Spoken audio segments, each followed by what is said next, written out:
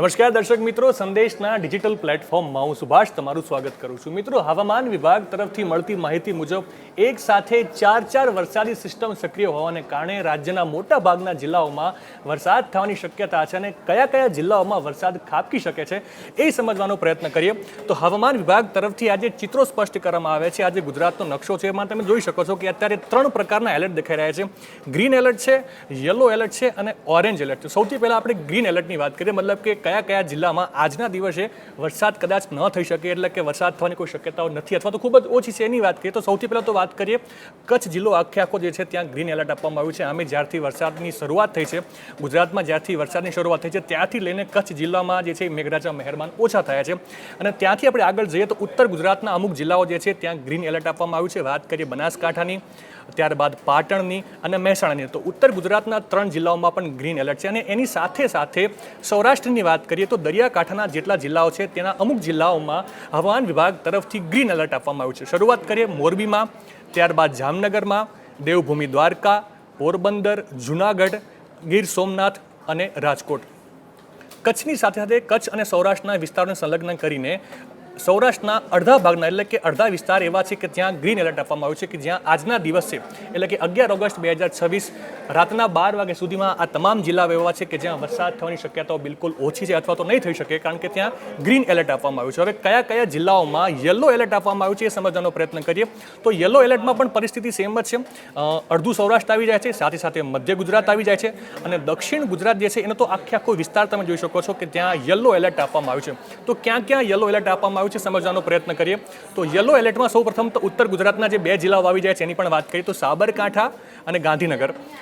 એની સાથે શરૂઆત કરીએ તો હવે મધ્ય ગુજરાતની વાત કરીએ તો સુરેન્દ્રનગર, અમદાવાદ, આણંદ, વડોદરા અને છોટાઉદેપુર. મધ્ય ગુજરાતમાં સમગ્ર વિસ્તારમાં યલો એલર્ટ આપવામાં આવ્યું છે. અને સાથે સાથે સૌરાષ્ટ્ર વિસ્તારની વાત કરીએ તો સુરેન્દ્રનગરની સાથે સાથે તમે જોઈ શકો છો બોટાદ છે, ભાવનગર છે, અમરેલી છે.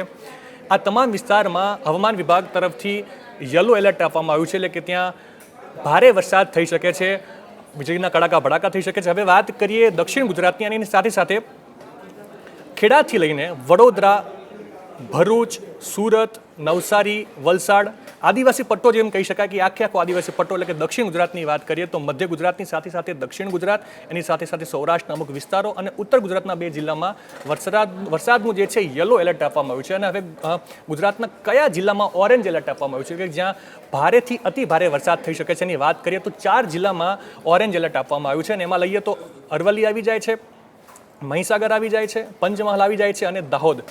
આ 4 જિલ્લા એવા છે કે જ્યાં ભારેથી અતિ ભારે વીજળીના કડાકા ભડાકા સાથે વરસાદ ખાબકી શકે છે. એટલે એકંદરે એમ જોવા જઈએ તો આજના દિવસમાં રાતના 12 વાગ્યા સુધીમાં ગુજરાતના મોટા ભાગના જિલ્લાઓમાં 3 પ્રકારના એલર્ટ આપવામાં આવે છે. ફરીવાર માહિતી આપી દઉં, કચ્છ અને સૌરાષ્ટ્રના અડધા ભાગમાં જે છે ગ્રીન એલર્ટ આપવામાં આવ્યું છે કે જ્યાં વરસાદ થવાની શક્યતા નહીવત છે. મધ્ય ગુજરાત, ઉત્તર ગુજરાતના 2 જિલ્લા અને સૌરાષ્ટ્રના અમુક વિસ્તારોમાં યલો એલર્ટ આપવામાં આવ્યું છે. અને સાથે સાથે દક્ષિણ ગુજરાતમાં પણ યલો એલર્ટ આપવામાં આવ્યું છે, એટલે કે ત્યાં જે છે એ ભારે વરસાદ ખાબકી શકે છે. અને ફરીવાર માહિતી આપી દઉં કે ઓરેન્જ એલર્ટ ગુજરાતના 4 જિલ્લામાં આપવામાં આવ્યું છે કે જ્યાં ભારેથી અતિ ભારે વરસાદ ખાબકી શકે છે. આ વાત થઈ, એ આજની વાત થઈ છે 11 ઓગસ્ટ 2026. હવે હું તમને આવતીકાલનો નકશો જણાવું કે એની ઉપરથી સ્પષ્ટ થશે કે કયા કયા જિલ્લાઓમાં વરસાદ ખાબકી શકે છે.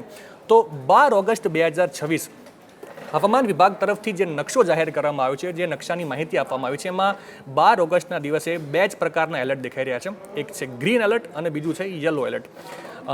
એમ કહી શકાય એકંદરે કે આવતીકાલના રોજ એટલે કે 12 ઓગસ્ટ 2026 રાજ્યના મોટા ભાગના જિલ્લાઓમાં વરસાદ થવાની શક્યતાઓ નહીવત છે. ખાસ કરીને ફરી એકવાર કચ્છ આખો જિલ્લો લઈ લઈએ અને એ પ્રમાણે આગળ જઈએ છીએ તો ઉત્તર ગુજરાત જે છે એ આખું, મધ્ય ગુજરાતના મોટા ભાગના જિલ્લાઓ અને સૌરાષ્ટ્રના મોટા ભાગના જિલ્લાઓમાં ગ્રીન એલર્ટ આપવામાં આવ્યું છે. લઈ શકાય છે કે બનાસકાંઠા લઈ શકાય છે, પાટણ લઈ શકાય છે, મહેસાણા, સાબરકાંઠા, અરવલ્લી, ખેડા, પછી આમાં સુરેન્દ્રનગર અને જો જેટલા પણ આ દરિયાકાંઠાના જિલ્લાઓ જે છે જ્યાં કનેક્ટેડ છે એની વાત કરીએ તો દરિયાકાંઠાના તમામ જિલ્લાઓમાં એટલે કે મોરબીથી લઈને મોરબી, જામનગર, દેવભૂમિ દ્વારકા, પોરબંદર, જૂનાગઢ અને ગીર સોમનાથ, આ તમામ જિલ્લાઓ એવા છે કે જ્યાં વરસાદ થવાની શક્યતાઓ નહીવત છે. એટલે કચ્છ, ઉત્તર ગુજરાત આખું, મધ્ય ગુજરાતના ચોક્કસ વિસ્તારો, ચોક્કસ જિલ્લાઓ અને માત્ર ને માત્ર અમરેલી અને ભાવનગરને છોડીને આખા સૌરાષ્ટ્રમાં જે છે એ ગ્રીન એલર્ટ આપવામાં આવ્યું છે. એટલે કે સૌરાષ્ટ્રમાં આવતીકાલના રોજ સૌરાષ્ટ્ર અને કચ્છમાં વરસાદ થવાની શક્યતાઓ બિલકુલ નહીં વધશે. ગ્રીન એલર્ટ આપવામાં આવ્યું છે. માત્ર ને માત્ર અમરેલી અને ભાવનગર આ બે જિલ્લાઓ બાકા છે. અમરેલી અને ભાવનગરમાં હવામાન વિભાગ તરફથી છે એ યલો એલર્ટ આપવામાં આવ્યું છે. એટલે કે આ બે જિલ્લાઓમાં હળવાથી ભારે વરસાદ થવાની શક્યતાઓ છે. અને ત્યારબાદ જો આપણે આવીએ છીએ દક્ષિણ ગુજરાતમાં, તો એની સાથે સાથે મધ્ય ગુજરાતના જે જિલ્લાઓ છે એ પણ એમાં આવી જાય છે. પંચમહાલ છે, દાહોદ છે, વડોદરા છે અને છોટા ઉદેપુર, આ 4 જિલ્લા છે મધ્ય ગુજરાતમાં આવે છે અને ત્યાં પણ વરસાદનું યલો એલર્ટ આપવામાં આવ્યું છે. અને એની સાથે સાથે દક્ષિણ ગુજરાત આખું ભરૂચ છે, નર્મદા લઈ લઈએ, સુરત છે, તાપી છે, નવસારી છે, વલસાડ છે, ડાંગ, આ તમામ દક્ષિણ ગુજરાતનો જે પટ્ટો છે એ આખો હવામાન વિભાગ તરફથી અહીંયા વરસાદનું યલો એલર્ટ આપવામાં આવ્યું છે. એટલે કે હળવાથી ભારે વરસાદ થવાની શક્યતાઓ છે. એટલે મિત્રો એમ કહી શકાય કે આજે અને આવતીકાલે, એટલે કે આજે રાતના 12 વાગ્યા સુધીમાં અને આવતીકાલે આખો દિવસ, એમ કહી શકાય કે જે પ્રમાણે હવામાન વિભાગે માહિતી આપી છે, સમગ્ર ગુજરાતમાં વરસાદ ખાબકી શકે છે. અને ઘણા સમયથી વરસાદની રાહ જોવાઈ જ રહી છે, કારણ કે પાછલા થોડા સમયથી આપણે જોઈએ છીએ કે વરસાદી વિરામ લીધો છે. ત્યારે હવામાન વિભાગ તરફથી 4 વરસાદી સિસ્ટમ સક્રિય હોવાને કારણે આજે અને આવતીકાલે મેઘરાજા ગુજરાત પર મહેરબાન થઈ શકે છે. તમારા વિસ્તારમાં વરસાદની શું પરિસ્થિતિ છે, કોમેન્ટ કરીને ચોક્કસથી જણાવજો. અને દેશ દુનિયાની તમામ ખબરો માટે આપ જોડાયેલા રહેજો સંદેશ ડિજિટલ સાથે.